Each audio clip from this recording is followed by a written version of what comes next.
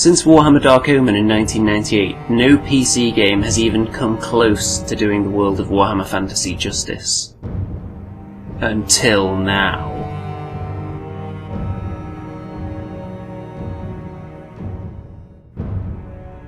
Recently I had the honour of heading down to Creative Assembly HQ, where I was able to lay my hands on a pre-alpha playable version of Total War Warhammer. Here are my thoughts. My first exposure to the Total War franchise came back in 2002 with Medieval Total War, and after that I moved on to Rome and Medieval 2 and so on. But the one thought that was always running through the back of my mind was, why isn't this Warhammer? Why has nobody made a Warhammer game on this huge grand scale yet? Several games tried, and failed miserably.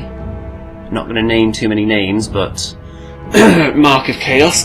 Some of them were pretty terrible, it has to be said. So the first thing I'm going to focus on is the atmosphere of the game. Now you can see all the units look incredibly authentic.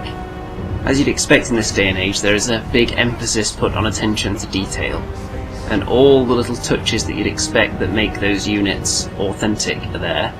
The one thing I wasn't sure about was the Dwarf Voices. I wasn't sure which accent they were going to go with. They've gone with a kind of Yorkshire accent. Some people would have expected maybe Scottish or perhaps Scandinavian with a bit of a Viking sound to them. But I think the Yorkshire type accent works quite well, particularly Iron Drakes, Slayers, Iron Drakes, Thunderers, Iron Drakes. What I was looking for in the game was for it to take that next step that my imagination normally bridged between my vision of what was really going on the battlefield and what happens in the game on the table. Because really, in the tabletop game, you're just pushing the two units together, you're rolling dice, you're taking off casualties, but in your mind you're visualising that a lot more is going on, you're thinking it's a lot more fluid, models are leaping forth over each other, swinging the axes around, and there's really a lot of energy in the combat, it's not static at all. And that's how you visualise it, when you're looking at the table if you've got some kind of imagination. And the way I play Warhammer, I play with a lot of imagination. I don't just look at the numbers. I want to actually tell a little bit of a story. I want to visualise that these guys are actually jumping in there, swinging their axes around, diving across the front rank, getting right into the thick of combat, in some kind of swirling death pit. And that's kind of what we get here. You'll see cavalry leaping over other units. Giants will be swatting models out the way with their club. And it's pretty much how I imagined it in my mind when I was playing Warhammer on the table, so that is a very good sign. Most of the units seem to fulfill the same role they did in 8th edition on the table as well. For example, the Slayers are very good against large monsters, so they've obviously done their research. They haven't just slapped Warhammer as a label on this thing. This is Warhammer. A couple of things that really got my juices flowing, because obviously when you're playing Warhammer on the table you never actually see somebody fire a gun. You don't know what their ammo actually looks like when it comes flying out the end. Other than something obvious like a cannonball, you can easily visualise that, but something like a flame cannon or Iron Drakes, you can't really get in your mind exactly how that's supposed to look. You can visualise flames coming out of a gun, but until you actually see it in front of you, then there is always something missing just looking at it on the table.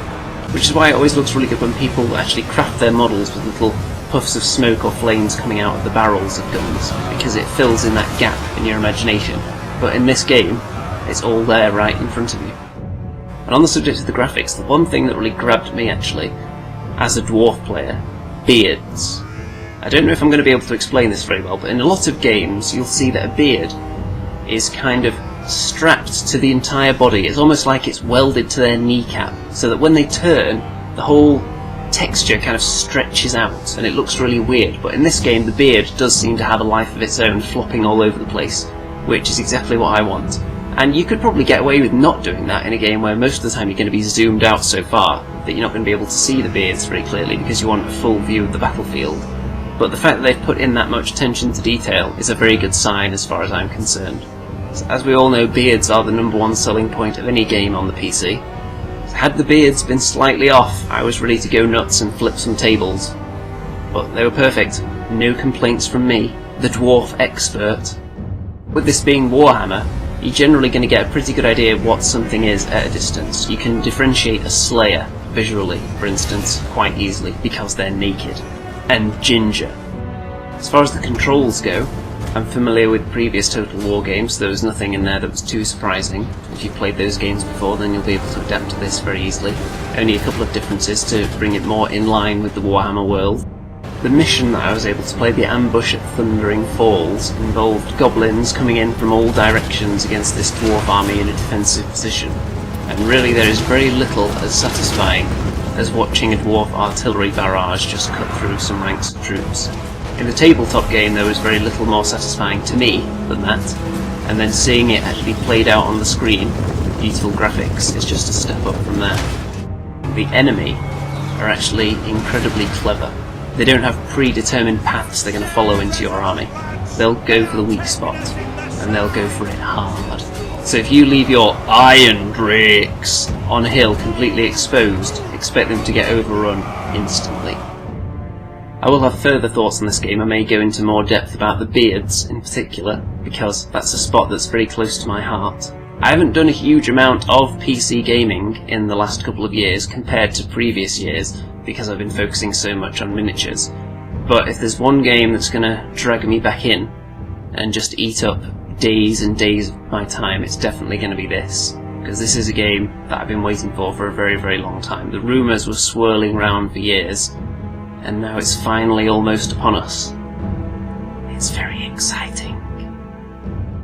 Now, since I was down there in my capacity as a Warhammer Fantasy expert, then it would have been remiss of me if I didn't play a little game of 8th edition. So, I had a 500 point game with my dwarves against the Dark Elves of a member of their staff named Eva. Now, it should have tipped me off straight away when she had Dark Elves that there was going to be at least some kind of cheese content going on. But I thought, you know what, it's just going to be a fun little game, just in case anyone wants to have a look at what actual Warhammer looks like. Maybe a few of them haven't experienced it firsthand, so I'll bring quite a friendly little 500 point list. So I brought just a few small units, a Slayer with a big butt, some Dwarf Warriors, some Hammerers, a few Iron Drakes, and I plonked them down, and then what I came up against was possibly the most cheese you could possibly cram into 500 points of Dark Elves. 2 Reaper Bolt Throwers, which is bad enough, a unit of crossbowmen with their nasty double crossbows, and the grand cheese of them all, Doomfire Warlocks. So I've got a few pictures here, nothing too fancy, but you can get the gist of what's going on. I think the first picture is actually when the Iron Drakes had already been killed by the Warlocks. I did roll very terribly on the dice in this game, it has to be said. If I wasn't at enough of a disadvantage already, I did have a bit of a habit of rolling ones. So pretty much I was gunned down while walking across the battlefield. I didn't think I actually managed to roll a single close combat attack during the whole game, because I was gunned down so mercilessly. So yeah, if I head down there again with an army, I'm definitely going to pack a little bit more of the old fromage into my list, I think. Maybe a couple of organ guns would be nice. But still, it was a fun experience, and I took my entire dwarf army down there and put it out on display on the lovely table they had set up, made by the terrain tutor himself. And a few people were gathered round there, taking in all the beardy, dwarfy goodness, so that was nice. Of course, lots of people complimented the size of the Slayer's butt cheeks, handcrafted out of green stuff, and I don't know whether any of the guys responsible for the graphics saw that Slayer, but I would hope that they would go back in and just edit the Slayers in the game and maybe give them a little bit of a boost in the butt cheek department. I would certainly hope that's forthcoming. So you can see the picture here, my final unit was swamped by all the Dark Elves. Yep, didn't go well at all. Well, outside of being utterly crushed by unexpected cheese, it was a wonderful experience. So expect to see plenty more on this game on my channel, because I'm very excited. Ta-ta for now, ladies and gentlemen.